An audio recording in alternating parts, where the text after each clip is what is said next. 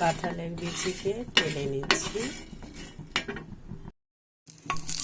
শুকনো মরিচ, কাঁচা মরিচ টেলে নিচ্ছি।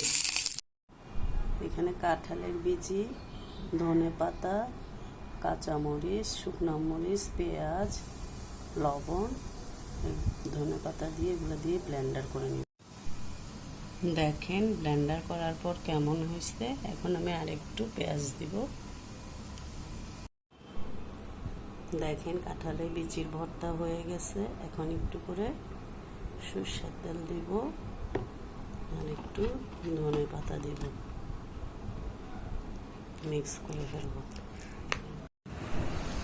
আসসালামু আলাইকুম। আজকে বেগুন ভাজি করব। বেগুনের মধ্যে হলুদ, মরিচ, একটু মশলা, একটু আদা রসুন, লবণ দিয়ে এভাবে মেখে ফেলব ভালো করে। বেগুন ভাজিটা বসিয়ে দিলাম, এখন উল্টে দিব।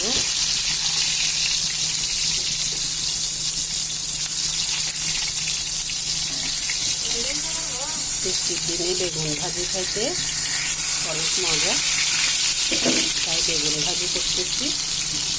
ধন্যবাদ।